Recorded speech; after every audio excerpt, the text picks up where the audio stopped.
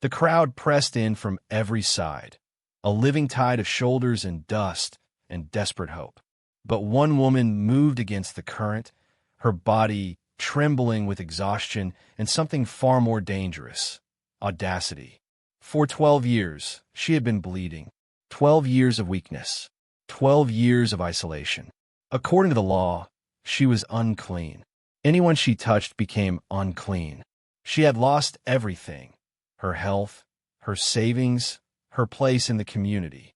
But today, she had heard that Jesus was passing through. She had spent all she had on physicians, yet only grew worse. Mark's gospel tells us she had suffered much under many physicians. In that era, treatments for such conditions were often painful and superstitious, ranging from bitter herbs to carrying the ashes of an ostrich egg. Nothing worked. Her condition not only drained her body, but also her spirit. She was a daughter of Abraham, yet she lived as an outcast, unable to worship in the temple, unable to embrace her own family. But then she heard the stories. A man from Nazareth who spoke with authority, who healed the sick, who cast out demons. They said he had even calmed a storm.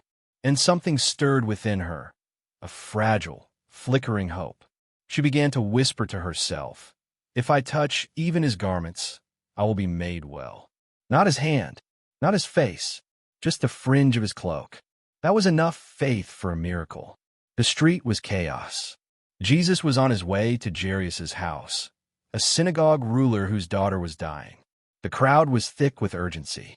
But this woman saw her only chance slipping away. She crouched low, dodging elbows and baskets, her heart pounding. Every step was a risk. If she was recognized, she could be stoned for defiling others. But desperation has a way of silencing fear. She drew closer. She could see the back of his head, the sun-browned neck, the dusty robe. Her hand reached out, trembling. The noise of the crowd faded to a dull roar. All that existed was the hem of his garment. And then, contact, just the tips of her fingers brushing the tassel.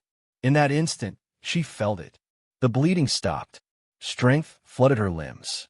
She knew she was healed. She tried to melt back into the crowd, her heart racing for a different reason now. But Jesus stopped. The gospel says he perceived in himself that power had gone out from him. He turned around in the crowd and said, "Who touched my garments?" The disciples were baffled.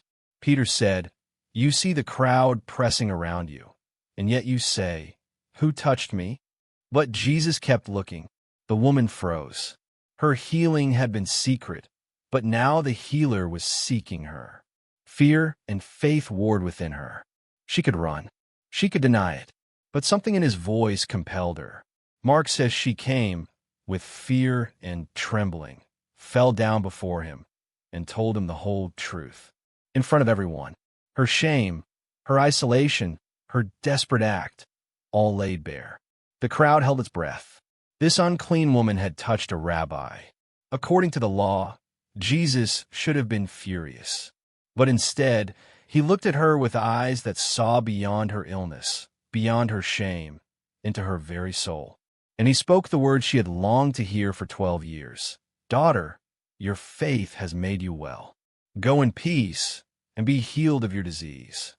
Daughter, not woman, not unclean one, but daughter. In that single word, Jesus restored not just her body, but her identity. She was no longer an outcast. She was family. The faith that had made her reach out in secret was now publicly honored.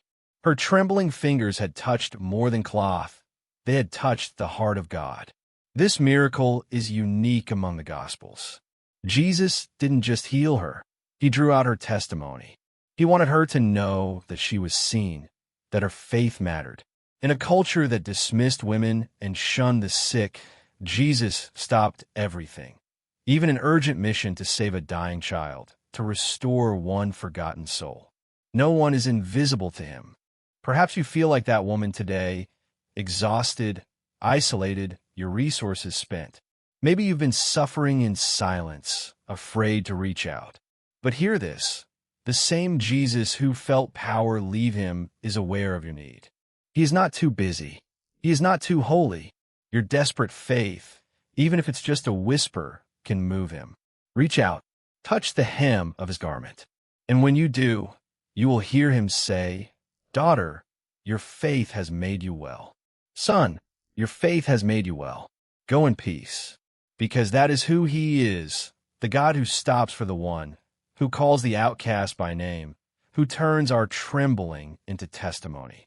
If this story has touched your heart, please subscribe to Echoes of the Covenant and share this video with someone who needs to hear that they're seen by God. What did this story teach you? Share your answer below.